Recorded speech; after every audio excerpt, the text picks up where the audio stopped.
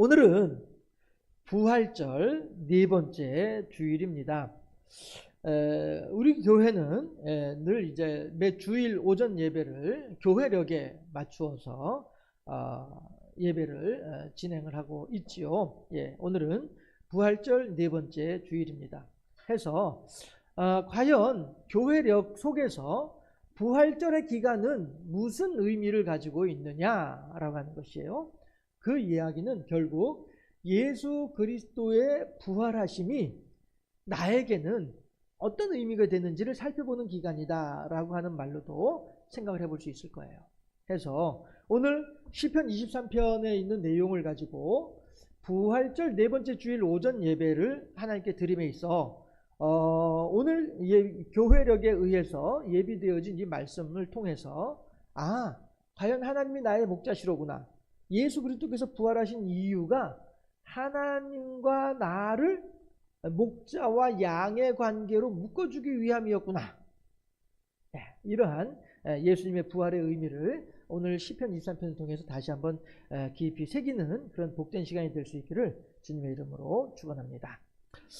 자, 그러면요, 오늘 시편 23편을 보게 되면 저는 한 가지 여러분들과 더불어서 이것을 이야기하고 싶어요. 과연 다윗이 하나님이 나의 목자이시다라고 고백을 하고 있는데, 하나님이 나의 목자이시다라고 하는 그 말의 의미가 무엇일까라고 하는 것이죠. 이것을 생각을 해볼 때에 과연 그 말이 무슨 의미를 가지고 있을까 하는 점이에요. 이것은요, 마치 무엇과도 같으냐 하면은요, 아이들이 친구들하고 놀면서 아빠 자랑을 하는 거죠. 요즘에는 그 광고 안 나오던데, 어느 보일러 회사에서 광고하는 컨셉 여러분들 기억하시나요? 유치원에서 한 아이가 발표를 하는 거예요. 우리 아빠는요, 이렇게 하고 있어요. 이런단 말이에요. 그랬더니 사람들이 막 놀래요. 오, 아빠가 그렇게 대단한 일을 하시는 거야? 아빠 무슨 일을 하시는데? 그랬더니, 우리 아빠요? 그 보일러 이름을 대면서 그 보일러 만들어요! 하면서 아주 자랑스럽게 얘기를 한단 말이죠. 그렇게 했더니, 그 다음에 나오는 광고가 또 뭐냐 하면은, 그렇게 해서 어린이집에서 그 아이가 자기 아빠를 자랑하는 말을 듣고서 이 다른 친구가 감동을 받은 거야. 그래가지고 그 아빠가 너무너무 부러운 거예요. 그래서 집에 와가지고 아빠한테 걔네 아빠는 이러하대 라고 얘기를 하니까 아빠도 그거 하고 있는데? 라고 얘기를 해요. 그랬더니 이 아이가 나는 우리 친구의 아빠만 훌륭한 사람인 줄 알았더니 우리 아빠도 이렇게 훌륭한 일을 하고 있다는 거예요. 그래가지고 아빠도 그 보일러 만들어? 라고 얘기를 해요. 그랬더니 뭐라고 해요? 아빠는 그 보일러를 쓰잖아. 이렇게 하는 그런 광고 내용이 있었어요. 여러분들 그 광고에서요, 유심히 봐야 될 부분이 있는데 그건 뭐냐면요, 정작 어린이집에서 우리 아빠는 이런 아빠야 라고 자랑하는 그 아빠는 어떤 아빠냐면요, 현장 노동자예요. 그쵸? 물론 직업에 귀천은 없고요. 함에도 불구하고 그 광고 컨셉이 이야기하는 것은 그걸 말하고 있는 거란 말이에요. 그 광고 내용이 우리들한테 이야기하는 것은 은밀히 전달하고 있는 것은 그 얘기예요. 다시 말해서 내 아빠를 자랑하고 있는 그 아이의 아빠는 공장에서 일하는 현장 노동자예요. 그리고 그렇게 그 아빠를 자랑하는 그 친구, 그래야 뭐 우리가 그냥 편의상 갑돌이 갑순이라고 합시다. 갑돌이 아빠는 현장 노동자고요. 그 갑돌이가 우리 아빠는 이런 아빠야 라고 하면서 자랑을 할 때에 갑순이는 갑돌이가 너무너무 부러운 거예요. 야, 저렇게 훌륭한 아빠를 두고 있다니. 그래서 집에 와가지고 자기 아빠한테 그 이야기를 하고 있는 거예요. 그런데 그 아빠는 그 시간에 어디에 있어요? 집에 있어요. 무슨 얘기예요? 내가 경제 활동을 하지 않아도 나는 이렇게 넉넉한 집에서 그 고급 보일러를 사용하면서 안락하게 지낼 수 있을 만큼의 경제력을 갖춘 아빠란 말이에요. 현장 노동자는 하루 일을 하러 나가지 않으면은 수입이 그만큼 줄어들기 때문에 어쩔 수 없이 그 시간에 일을 하러 나가는 아빠이고요. 그 광고 컨셉이 그렇단 말이에요. 그런데 갑순이의 아빠는 굳이 일하지 않아도 되는 거예요. 대낮에도 집에 있으면서도 딸과 더불어서 좋은 집에서 편안하고 안락하게 그 좋은 보일러 사용해 가면서 그렇게 살 수 있는 경제적인 능력을 갖추고 있는 아빠란 말이에요. 그러면은 우리가 얼른 볼 때에는 갑돌이 아빠하고 갑순이 아빠하고 어느 아빠가 더 자랑스러워할 만한 아빠이겠냐라고 하는 거예요. 그런데 중요한 것은 그 광고는 누가 봐요? 어른들이 보잖아요. 그렇죠? 그래서 어른들은 이미 그걸 보면서 두 번째 광고를 보면서 아유 그래 갑돌이 아빠는 기름때 묻히고 있는 현장 노동자고 갑순이 아빠는 저렇게 깨끗한 옷 차려입고서 있는 부자 아빠로구나. 이런 걸 먼저 생각하는 게 그 광고 컨셉에서 보여주고 있는 메시지란 말이에요. 그러니 그 광고를 보는 모든 아빠들이요, 너희들도 갑순이 아빠처럼 되고 싶으면은 빨리 우리 보일러 사. 그럼 너희들도 갑순이 아빠처럼 되는 거야. 이러한 무의식적으로 암묵적으로 우리들한테 강요하고 있는 광고가 그 광고예요. 실은 광고에 담겨져 있는 심리학이라는 측면에서 보면은 그래요. 그런데 저는 제가 지금 두 가지 면으로서 여러분들과 나누고 생각해 보고 싶은 거예요. 그 광고를 가지고 어른의 관점에서 보는 그 광고, 그렇죠? 그러면은 이제 갑돌이 아빠는 이제 갑돌이가 집에 와가지고 아빠 내가 있잖아요 오늘 유치원에서 아빠 자랑을 막 했는데요 갑순이가 아빠를 너무너무 부러워했어 이런단 말이에요. 그럼 이제 갑돌이 아빠는 뭐라고 하겠어요? 갑순이 아빠는 뭐 한대? 이걸 물어보겠죠. 그러면 이제 갑돌이는 또 그렇게 얘기를 하겠죠. 갑순이 아빠는 주식한대. 그래가지고 한 달에 수입이 뭐 몇 억씩 된대. 뭐 이런 식으로 얘기를 하게 되면 갑돌이는 비록 갑순이 앞에서 우리 아빠가 너무너무 자랑스러워 라고 했으나 갑돌이 아빠는 갑돌이를 통해서 갑순이 아빠의 사정을 듣고 난 뒤에는 어때요? 그래 나는 여전히 너한테는 자랑스러운 아빠로구나 라고 생각을 하겠어요? 아빠의 기가 팍 죽어버리겠죠. 그렇죠? 실제로 갑순이 아빠는 갑순이가 와가지고 아빠 갑돌이 아빠가 너무너무 부러워 훌륭해 라고 하니까 뭐라고 해요? 아빠는 콘덴싱 쓰잖아 이런단 말이에요. 그랬더니 딸아이가 그렇구나 우리 아빠가 더 훌륭하네 이런단 말이에요. 아이들의 관점에서는 그냥 내 아빠이기 때문에 자랑스러운 거예요. 그러나 아빠의 관점에서는 그 아이의 아빠가 어떠한지 그리고 내가 어떠한지를 따라서 내가 자랑스럽기도 하고 내가 자랑스럽지 못하기도 하고 이게 세상의 질서란 말씀이에요.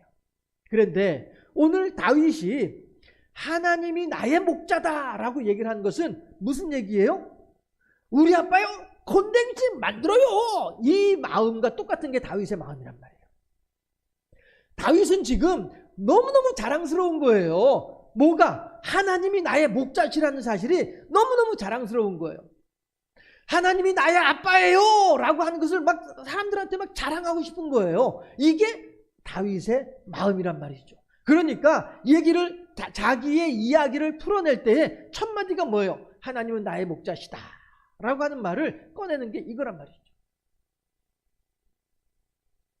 이스라엘 사람들에게 있어서 이 갑돌이는 자기의 아빠가 왜 자랑스러운지를 설명하기 위해서 막 이런저런 이야기들을 쭉 풀어나가야만이 우리 아빠가 자랑스럽다라고 하는 것을 설명을 할 수가 있어요. 하지만 다윗은 이스라엘 사람들을 향하여서 나의 목자입니다 라고 하는 그 목자라고 하는 그 말 한마디로 이미 다른 설명이 필요 없는 그러한 상황이 되는 것이죠.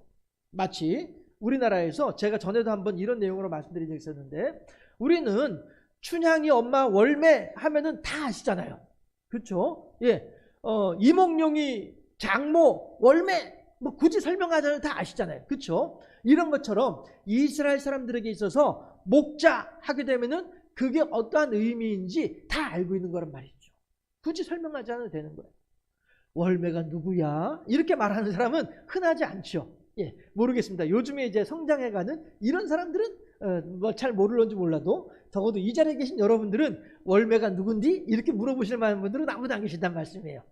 춘향이가 뭐야? 이렇게 말이죠. 이러실 분들은 없단 말씀이죠. 그런 것처럼 이스라엘 사람들에게 있어서도 목자라고 하게 되면은 그게 무슨 의미를 가지고 있는지는 굳이 설명하지 않아도 문제가 없이 다 통하는 내용이에요. 그런데 문제는 뭐냐 하면 나의 목자가 누구냐라고 하는 거죠. 어떤 사람은 나의 목자를 힘센 사람으로 나의 목자를 삼을 수도 있고, 어떤 사람은 권력이 많은 사람을 나의 목자로 삼을 수도 있고, 어떤 사람들은 돈이 많은 사람을 나의 목자로 삼을 수도 있을 거예요. 그러나 다윗은 지금 나의 목자가 누구라고요? 하나님이 나의 목자다라고 고백을 하고 있다는 사실이 있죠. 이것이 바로 오늘 우리가 다윗을 향하여서 주목해 볼 만한 내용이다라고 하는 것입니다. 어른들은요, 아이들이 어린이집에서 갔다 와서 아빠 내가 오늘 이런 애 만났는데요 라고 말을 하게 되면, 어른들은 그 아이에게 그래? 그러면은 걔네 아빠는 뭐 한대? 이거 먼저 물어보는 게 어른들의 마음이지만, 아이들은 아빠가 나한테 어떠한 아빠인지 여기에만 관심이 있는 것이 아이들의 마음이다라고 하는 것이죠. 아이들은 아빠 그 자체로서 이미 기뻐하고 즐거워하는 것이 아이들의 마음이지만, 어른들은 그와 나를 비교함으로 인하여서 내가 기뻐하기도 하고 내가 기가 죽기도 하는 그런 것이 우리들의 모습인데, 그런데 있잖아요, 제가 이것을 두 번에 걸쳐서 여러분들한테 자꾸 강조하는 이유가 뭐냐 하면은, 우리가 신앙생활을 할 때도 그렇더라라고 하는 거예요. 신앙생활을 할 때 나는 한 사람임에도 불구하고 내가 어린아이와도 같은, 그러니까 아빠 그 자체로서 기뻐하고 즐거워할 수 있는 그런 마음의 사람이 있는가 하면, 아니면 어른들과도 같이 서로 상대적으로 비교를 해서 내가 좀 더 우위에 있을 때에 기뻐하는 이런 사람들이 있더라라고 하는 거예요. 제가 부목사로, 교구 담당 부목사로 있을 때에 그냥 편의상 제가 투덜이 집사라고 표현을 할게요. 투덜이 집사가 하루는 저한테 와가지고 막 화를 내는 거예요. 투덜투덜 대는 거예요. 얘기를 들어보니 뭐라고 하냐면은, 목사님 대체 말이에요, 제가 여기다 뭐라고 했더라? 그 별명을 붙여놨었는데, 갑순이 집사. 투덜이 집사가 저한테 와가지고 갑순이 집사를 얘기를 하면서 막 화를 내는 거예요. 내용이 뭐냐면은, 대체 있잖아요 목사님, 제가요 그 갑순이 집사 교회 안 다닌다고 할 때 내가 온갖 정성 들여가지고 교회 데리고 왔어요. 그리고 그 사람 아무것도 모를 때에 내가 일일이 데려다니면서 가르쳐주고 또 인도해주고 알려주고 그렇게 했던 사람이에요. 그런데 그 사람이 교회 온 지 3년 만에 방언을 받았어요. 나는 신앙생활 한 지 10년 만에 방언을 받았는데 하나님이 이러시는 게 어딨어요? 내가 그 사람보다 먼저 나왔는데 왜 나는 10년 만에 방언을 받는데 그 사람은 나보다 늦게 왔으면서 3년 만에 방언을 받는 거예요? 그게 뭐예요? 하나님 이러시면 안 되는 거 아니에요? 저한테 이렇게 얘기를 하는 거예요. 그러니까 다시 말해서 그 투덜이 집사의 논리에 의하면, 갑순이 집사가 방언을 받으려면은 자기는 10년 만에 방언을 받았으니까 갑순이 집사도 적어도 10년 만에 방언을 받아야 된다는 거예요. 그런데 어떻게 나는 10년이나 걸렸는데 어떻게 갑순이 집사는 3년밖에 안 돼가지고 방언을 받았냐 이거예요. 이걸 가지고 저한테 와가지고 목사님 대체 하나님 이러실 수 있는 거예요? 왜 이래요? 하면서 막 저한테 투덜투덜 대더라 이거예요. 이 신앙이 어떤 신앙이에요? 서로 비교하는 신앙이 되는 것이죠. 서로 비교를 하다 보니까 때로는 기쁘기도 하지만, 때로는 즐겁기도 하지만, 때로는 불쾌하고 나 오늘 교회 안 가, 이런 마음들이 생겨나는 게 많은 경우에 이러한 투덜이 집사와도 같은 이런 마음으로 신앙생활을 하려고 하다 보니까 그렇더라라고 하는 것이죠. 아이는 우리 아빠가 나랑 너무너무 잘 놀아주고, 아이는 우리 아빠가 나랑 너무너무 잘 이렇게 나와 이야기 잘 해주고 이런 것 때문에 아이는 기쁜 거예요. 그렇지만 아빠는 그 아이의 아빠가 나보다 돈을 많이 버는지 적게 버는지, 그 아이가 살아가고 있는 집이 우리 집보다 아파트 평수가 넓은지 좁은지, 제가 이번 주 중에 32평 아파트를 가봤더니 정말로 넓더라고요. 우리 집하고 비교해보니까 정말로 넓더만. 제가 32평 아파트를 안 가본 게 아니었음에도 불구하고 며칠 전에 한번 32평 아파트 가봤더니 정말로 넓더라고요. 야, 좋구나. 그런 생각을 했었어요. 방은 여전히 3개고 한데 주방 있고 거실 있고 앞뒤 베란다 있고. 그런데 거기가 우리 집보다 다른 게 화장실 하나 더 있더만요. 예. 아무튼 전에 그냥 웃자고 한 얘기지만 어른들은 그런단 말이에요. 어른들은 저 사람하고 나하고 비교를 해서 내가 저 사람보다 조금이라도 좋은 게 있을 때 그때서야 만족할 수 있는 게 이게 어른들의 심정이더라라고 하는 것이죠. 그런데 이게 신앙생활 하면서도 이러한 모습으로 하나님을 대하려고 하니 이게 어려워지더라라고 하는 것입니다. 아이는 단지 내 아이 아빠이기 때문에 그 아빠를 좋아하지만 어른들은 자동차가 있고 좋은 집이 있고 많은 돈이 있어야 좋은 아빠라고 서로 비교를 하면서 생각을 하는 이런 것처럼 사람들은 신앙생활 하더라라고 하는 것이죠. 그래서 어떻게 보면은 갑순이 집사야말로 아이와도 같은 신앙으로 하나님을 섬기고 투덜이 집사는 어른들과 같은 마음가짐으로 신앙으로 하나님 앞에 나왔던 그런 모습은 아니었을까라고 하는 생각을 해보게 되는 것이죠. 왜 제가 이렇게 생각을 하게 되느냐 하면요, 다윗이 이 시편 23편에서 1절에서 하나님은 나의 목자시니 내게 부족함이 없으리로다 라고 하는, 내게 부족함이 없으리로다 라고 하는 말부터 그 뒤에 그가 나를 푸른 초장에 누이고 쉴 만한 물가로 인도하신도다. 내가 사망의 음침한 골짜기를 다니시날지라도 해를 두려워하지 않을 것은. 그런데 여러분 여기서 말하는 해를 두려워하지 않는다라고 하는 말은요, 태양을 두려워하지 않는다라고 하는 말이 아니에요. 그게 아니라 어떤 해 받을 것을, 액시던트, 어떤 데미지, 어떤 나의 어떤 고통, 어려움, 이런 걸 이야기하는 거예요. 내가 사망의 음침한 골짜기를 다닐지라도 피해 당할 것을, 어려움 당할 것을 내가 두려워하지 않는다는 거예요. 왜냐하면 주의 지팡이와 막대기가 나를 안위하시기 때문이다라고 하는 것이죠. 원수의 목전에서 주께서 내게 상을 베푸시고 내 머리에 기름을 부으셨으니 내 잔이 넘치나이다. 내 평생에 주의 선하심과 온전하심이 온전히 나를 따르리니 내가 어떻게 해요? 여호와의 집에 영원히 거하리로다. 이거는요, 왜 다윗이 하나님을 나의 목자라고 고백하고 왜 다윗이 하나님을 나의 목자라고 자랑스러워하는지에 대한 전제 조건이 아니라는 거예요. 우리들은요, 이것을 전제 조건으로 받아들이다 보니 신앙생활이 어려워요.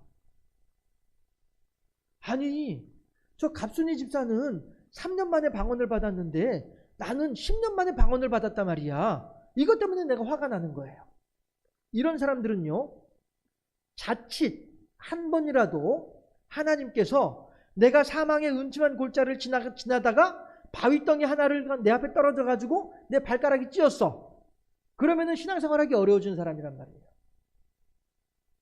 하나님께서 나를 인도하셨는데 가보니까 푸른 풀밭이 하나도 없어. 쉴 만한 물가가 하나도 없어. 하나님 대체 내 하나님 맞아요? 라고 말할 사람이란 말이죠. 다시 말씀드릴게요. 갑순이 집사는요, 하나님이 나를 푸른 풀밭으로 인도를 하든 메마른 사막으로 인도를 하든 그냥 하나님이시기 때문에 하나님을 사랑하는 사람이다라고 할 수 있어요. 그런데 투덜이 집사는요, 내가 이렇게 기도를 하면은 그 기도가 이렇게 응답이 되고 내가 저렇게 기도를 하면 하나님께서 저렇게 응답을 해주시니까 그래서 하나님을 사랑하는 사람이란 말이에요. 내가 원하는 대로 이루어지면은 사랑하고 내가 원하는 대로 되어지지 않으면은 하나님을 별로 사랑하지 않는 이러한 유형의 신앙생활, 이것이 바로 투덜이 집사와 갑순이 집사의 커다란 차이점이 아니겠냐라고 하는 거예요. 다시 말씀드립니다. 아이들은요, 내 아빠가 저 집 아빠보다 좋은 차를 타고 내 아빠가 저 집 아빠보다 돈이 많아서 내 아빠가 저 집 아빠보다 더 잘생겨서 그래서 내 아빠를 자랑스러워하는 게 아니란 말씀이에요. 아이들은 단지 내 아빠가 나와 함께 있고 내 아빠가 나의 말을 들어주고 내 아빠가 나와 같이 놀아주니까 그것만으로도 아빠가 좋은 거예요. 그리고 그것으로 인해서 사람들한테 아빠를 자랑스러워하는 거란 말씀이죠. 아빠가 얼마나 돈이 많고 적고 이런 상관없다니까요. 아빠에게 얼마나 힘이 세고 적고 이거 상관없단 말씀이에요. 그런데 어른들은 이미 닳고 닳아 있다 보니까 제가 어렸을 때 이제 저희 어머니하고 이런저런 얘기를 하다가 제가 그런 얘기를 했어요. 나는 돈 많이 벌 생각 없어요. 그냥 식구들하고 밥이나 굶지 않고 지낼 수 있으면 좋아요. 그랬더니 어머니가 뭐라고 하는지 아세요? 우리 어머니가 뭐라고 말씀하셨을 것 같아요. 거기에 대해서. 그러셨을까요? 그거보다 좀 더 적나라하게 말씀하셨어요. 사람이 밥만 먹고 사냐? 우리 어머니가 그러셨었어요. 예. 저는 저 많은 돈 필요 없어요. 그냥 우리 식구들하고 그냥 밥 먹고 그냥 집 한 채 가지고 살면 좋을 것 같아요. 라고 했더니 사람이 밥만 먹고 사냐? 이러시더라고요. 예. 그런데 예. 우리 아이들은 그렇잖아요. 아이들은 참 이제 어렸을 때 우리 아이들 어렸을 때 보면 이제 저는 이제 막 애들한테 대해서 막 이런저런 생각들이 있죠. 막 그런데도 불구하고 애들은 그냥 그 안에서 그냥 좋은 거예요. 예. 아니할 말로 그 비스토 그 경차 그 조그만 차를 타고 다니면서도 불구하고 그냥 엄마랑 아빠랑 내 식구 같이 있다는 그것만으로도 기뻐하고 즐거워하는 게 아이들의 모습이더라라고 하는 것이죠. 그런데 그 옆에 보니까 막 그 당시에 막 그랜저 같은 거 막 이런 차 이제 타고 다니는 그런 이제 저랑 비슷한 또래 사람들도 있고 말이죠. 그 보면은 부럽죠. 한 번은 보니까 제 버스 타고서 이렇게 가다가 버스가 서가지고 이렇게 보니까 아래쪽에 우리 어머니 나이 또래 정도 되는데 그 당시에 근데 우리 어머니보다도 훨씬 못생긴 사람이 그런 아주머니인데 좋은 차를 타고 가는 거예요. 그래서 제가 어떤 생각이냐면 야 대체 저 사람은 얼마나 팔자가 좋아서 우리 어머니는 말이야 저 나이 때 지금 말이야 고생을 하고 있는데 이런 생각이 들더라니까요. 이게 뭐예요? 이게 어른들의 마음이란 말이에요. 이게 어른들의 마음이란 얘기예요. 그러나 아이들의 마음은 어떤 마음이에요? 내가 이제 집에 가면은 집에 엄마가 있어. 그거 하나만으로도 아이들은 기쁜 마음인데 말이죠. 다윗은요, 다시 말씀드립니다. 다윗은 시편 23편 1절 하반절부터 6절까지 있는 내용들, 그 내용들을 내게 충분하게 충족시켜 주어서 그렇게 해주기 때문에 내가 하나님을 나의 목자라고 고백하기 이전에 단지 하나님이시기 때문에 하나님을 나의 목자라고 고백하는 그런 신앙의 사람이었을 것이다 라고 하는 거예요. 마치 500원짜리 과자를 받았으면서도 불구하고 5천만 원짜리 선물을 받은 것처럼 기뻐하는 아이들은 그 아이들은 얼마나 행복한 사람이겠냐라고 하는 거예요. 그런데 5천만 원짜리 선물을 받았음에도 불구하고 이것에 대해서 기뻐하고 즐거워하지 못하는 사람들이 있죠. 즉 여러분들 그 두 사람 요즘 그 뉴스에 많이 나오는 그 재벌들 가운데 두 사람, 한 사람은 삼모식이라고 하는 회사의 그 아들, 이 사람은 지금 감옥으로 갈 날이 점점 가까워 오고 있어요. 막 그냥 회사 마룻바닥 뜯어가지고 그 속에다 막 증거물들 감추고 막 이렇게 하는 일들이 있었잖아요. 돈은 우리가 상상도 할 수 없을 만큼의 돈을 가지고 있는, 정말로 상상할 수 없잖아요. 뭐 그 사람이 가진 돈이 얼마인지 뭐 어떻게 알겠어요. 그럼에도 불구하고 한 나라를 막 좌지우지할 정도의 권력을 가지고 있는 사람이었음에도 불구하고 아마 그 사람이 요즘 밤잠을 제대로 못 자지 않을까. 밥을 먹어도 그 맛있는 음식을 먹어도 맛이 없지 않을까. 그 좋은 침대에 누워 있어도 잠을 못 자지 않을까. 이런 생각을 해보게 돼요. 그런가 하면 또 한모식이라고 하는 이름을 쓰는 회사, 거기는 이제 또 갑자기 아버지가 갑자기 이렇게 세상을 뜨시는 바람에 삼남매하고 그 집의 모친까지 해서 네 사람이 지금 서로 간에 온갖 신경전을 벌이고 있는 것이 보이잖아요. 뉴스에 나오는 단편적인 내용들만 보더라도 그게 짐작이 되잖아요. 저 네 사람이 지금 서로, 이건 이제 부모 자식도 없는 거예요. 엄마하고 아들도 없는 거하고 엄마하고 딸도 없는 거예요. 딸들도 오빠도 없는 거고 언니 동생도 없는 거예요 지금. 서로 간에 아주 피가 튀는 그런 신경전을 지금 벌이고 있단 말씀이에요. 그런데 그 사람들이 현재 가지고 있는 재산만 하더라도 이 우리들은 이해할 수 없는, 상상할 수 없는 그런 재산을 가지고 있으면서도 불구하고 그렇게 하더라라고 하는 것이죠. 결국 행복이라고 하는 것은 뭐냐 하면 외부의 어떤 조건으로 인하여서 내가 행복해지는 것이 아니고 내 안에서 이미 만족하고 기뻐할 때에 그때 행복이더라라고 하는 거예요. 예수님께서 부활하신 이유가 무엇이냐 하면은 바로 그 사실을 알려주기 위해서 예수님께서는 부활하셨다는 것이죠. 여러분들이요, 내가 지금 죽어서 무덤에 사흘 동안 누워있다고 하여서 내가 죽음의 권세에 져서 패배해서 굴복해서 어쩔 수 없이 이곳에 있다라고 하는, 내가 무능해서 이곳에 있다라고 생각하지 마세요. 나는 지금 내 안에 어둠의 권세, 죽음의 권세, 마귀의 권세를 이길 수 있는 능력을 이미 가지고 있기 때문에 내가 비록 무덤 속에 들어가 있다 할지라도 나는 불행하지 않습니다. 예수님의 부활의 의미는 여기에 있단 말씀이죠. 우리들도 마찬가지로 우리의 신앙생활이, 우리의 하나님 나라를 향해서 걸어가는 우리들의 인생이 행복하고자 한다면은 우리들의 관점이 달라져야 된다는 것이죠. 무덤에 누워 계신 예수님만 바라보면서 아이고 어떻게 하면 좋아, 예수님 돌아가셔서 어떻게 하면 좋아, 무덤에 있는 예수님만 바라보면서 예수님의 몸이 썩어가고 있어, 저 시신이 썩어가고 있어, 어떻게 하면 좋아, 안타까워하는 신앙은 환경을 바라보는 신앙이란 말씀.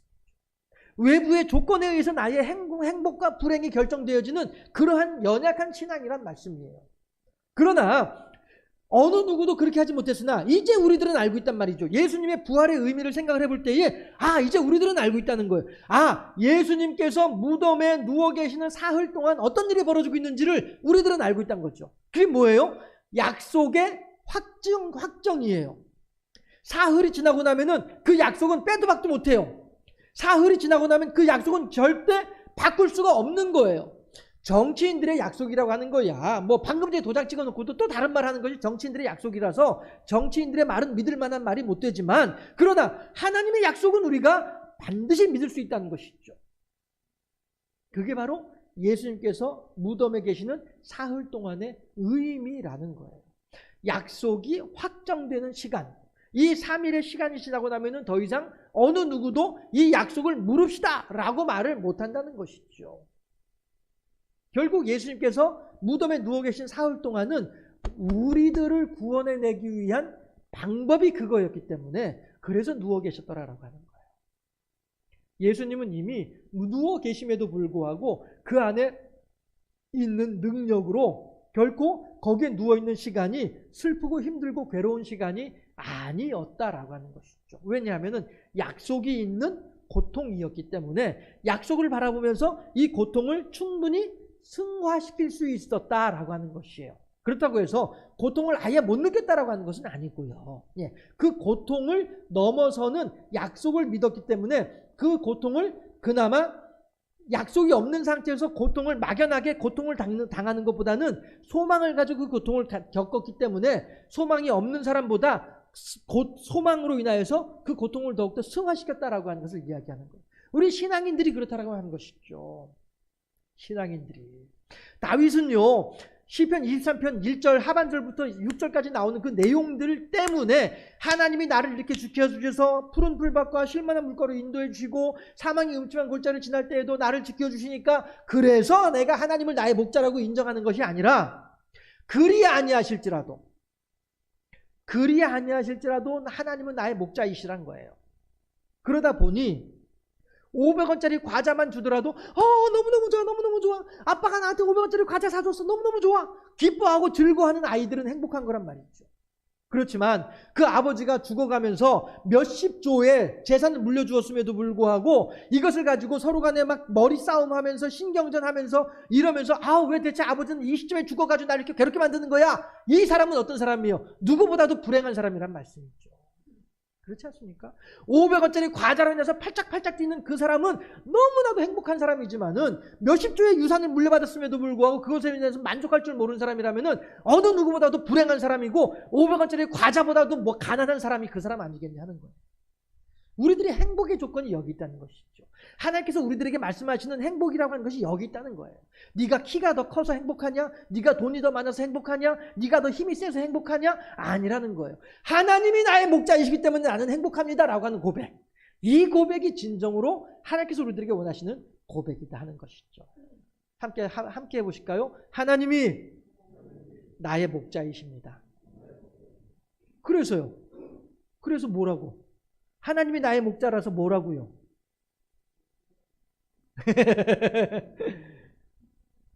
정답을 말씀하셔야죠. 하나님이 나의 목자라서 뭐라고요? 하나님이 나의 목자라서 나는 행복한 거예요. 하나님이 나의 목자라서 나는 만족한 거예요. 하나님이 나의 목자라서 비록 하나님께서 하나님 나 이번 달에 5천만 원 필요한데요 라고 하는데 3천만 원밖에 안 줬어요. 그럼에도 불구하고 아이고 하나님 3천만 원 주셨어요 감사합니다 라고 할 수 있는 사람, 이 사람이 행복한 사람이란 말이죠. 그런데 하나님 나 이번에 100만 원 필요해요 하나님 좀 주세요 라고 했더니 한 푼도 안 줬어.